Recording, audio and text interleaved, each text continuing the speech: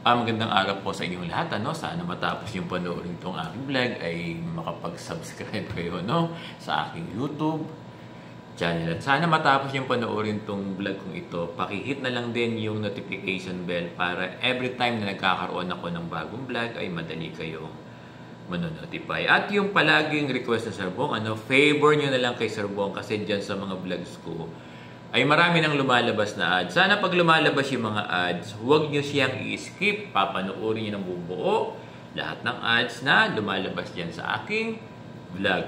Pwede ko bang asahan yan sa ating mga kaguruan? Maraming salamat sa inyong lahat. May nauna na akong vlog tungkol dito sa latest guidelines ng mga teaching positions. Sabi ko roon, magkakaroon na lamang ako ng part 2 at ito na yung sinasabi ko.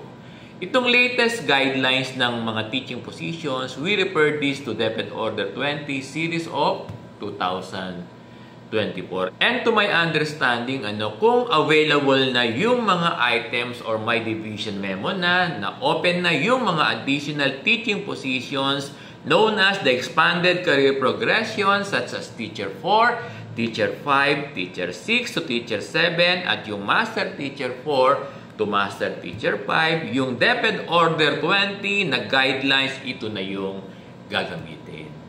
Last week, makwento ko lang, ay nagkaroon ng seminar ang Division of Caloocan regarding sa the expanded career progression at alam ko itong seminar na kinakandak ng mga division, ito ay para ma-orient yung mga schools, particular yung mga principal sa process ng the expanded career progression. At perhaps, indication na ito na fully ay apply na yung career progression. Kaya lang by now, ay hindi pa rin available yung mga items. I mean, hindi pa pwede mag-apply yung ating mga guro ng mga additional teaching positions sa the expanded career progression.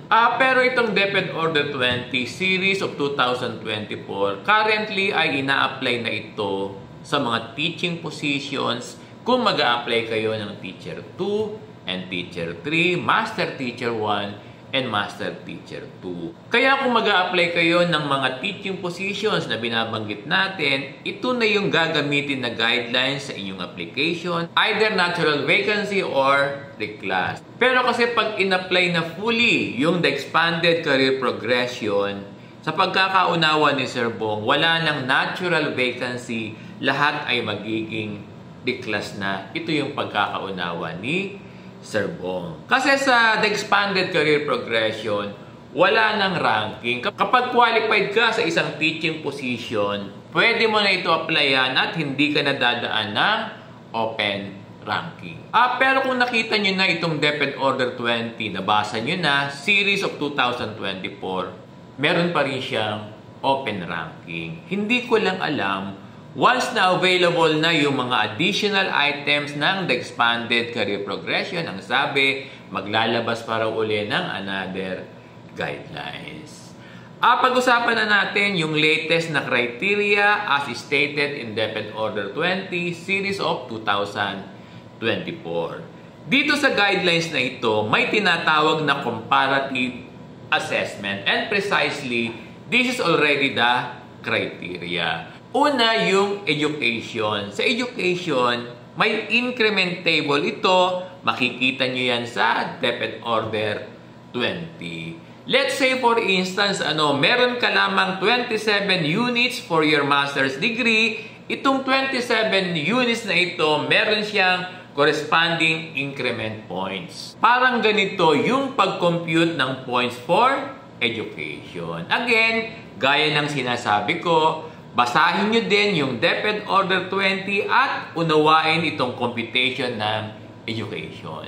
Next sa education ay training. Dito sa training, sa DepEd Order 20, kinocompute din ito base sa number of hours ng iyong training at meron din itong increment table para dun sa points na makukuha mo for the training. Then sunod ay experience. Itong experience ay pareho lang din ng computation ng education at training. Meron din itong increment table at kinocompute yung increment per year of your experience. Kaya kung you're applying for Teacher 2, ang kukumputin dito yung number of years mo sa serbisyo. Siyempre, mas matagal sa service, mas mataas yung point increment or yung point score mo. Sa education, ang maximum points dito ay 10, sa training ay 10 points din, at sa experience ay 10 points din. Then, susunod ay performance. Sa performance, ito yung IPCRF rating natin. Ang maximum points ng performance ay 30 points. Alam nyo, may formula dito paano kinocompute yung performance rating points. Sir Bong, ilang IPCRF rating po ba ang need namin na isubmit? Alam nyo, nag-verify ako sa aming division office. Ang info sa akin, 3 consecutive IPCR pa rin ang isasubmit kung kayo ay mag-a-apply for promotion. Then, ang susunod dito ay yung criteria na PPST Classroom Observable Indicators.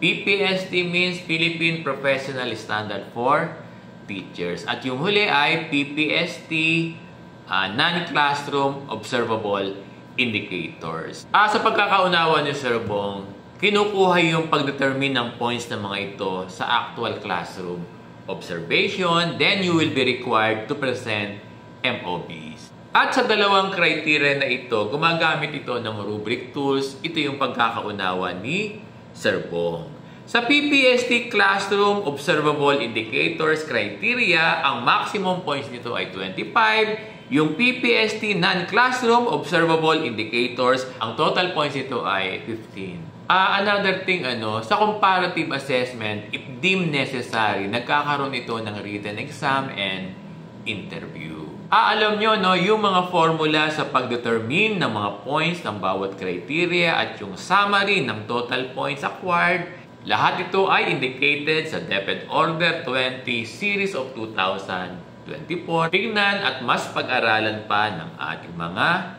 guro. Nagiget ba si Sir Bong? Maraming salamat sa inyong lahat.